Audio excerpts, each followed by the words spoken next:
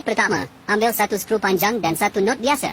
Kemudian, ambil lagi satu skru panjang dan satu skru tombol. Letakkan mesin ke bawah.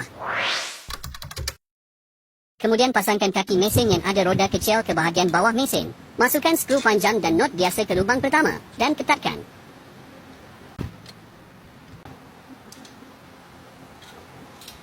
Tolak stem tu ke depan sikit ke lubang kedua. Kalau nanti rasa tinggi tak sesuai, boleh laras ikut keperluan. Masukkan skru panjang ke lubang. Lepas tu ketatkan guna skru tombol.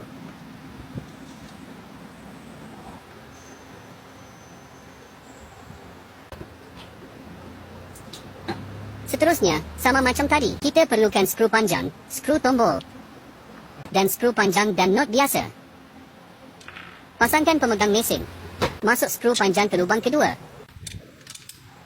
Dan ketatkan dengan skru tombol.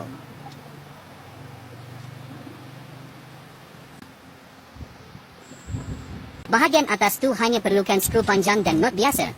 Kemudian ketatkan semua. Lepas tu, kita perlukan alat ni, 2 biji skru Allen key dan 1 Allen key. Pasangkan penutup penghadang rumput.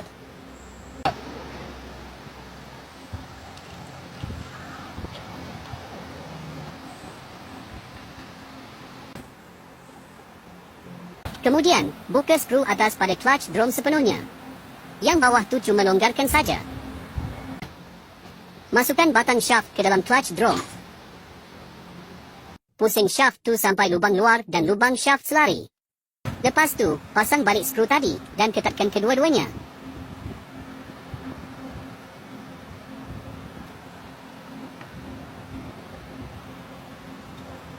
Sekarang tinggal komponen ni, skru dan not. Masukkan ke dalam shaft.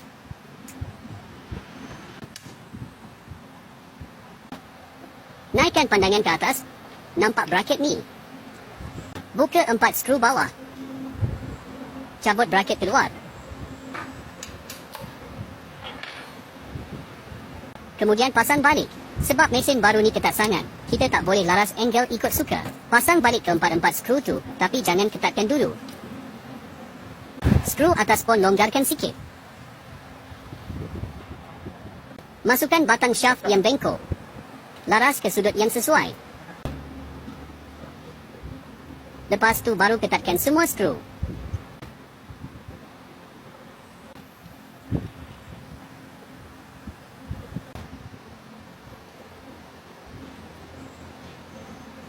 Ikat tali potong rumput. Dan masukkan ke mana-mana lubang pada piring ini. Yang pendek tu masuk lubang sebelah satu lagi.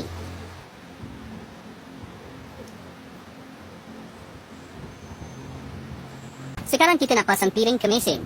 Pusing not pada gear case sampai nampak 2 lubang selari. Masuk Allen key ke 2 lubang tu dan tahan. Buka not. Ingat ya, arah buka dan ketatkan not mesin rumput ni terbalik daripada biasa.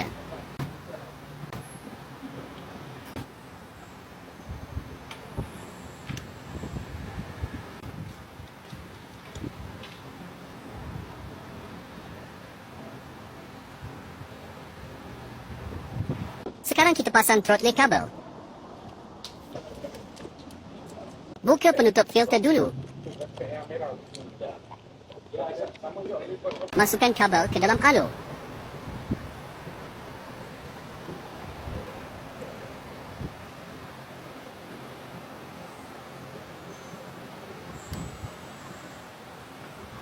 Tekan throttle sikit, biar dia masuk. Lepas tu ketatkan not bawah.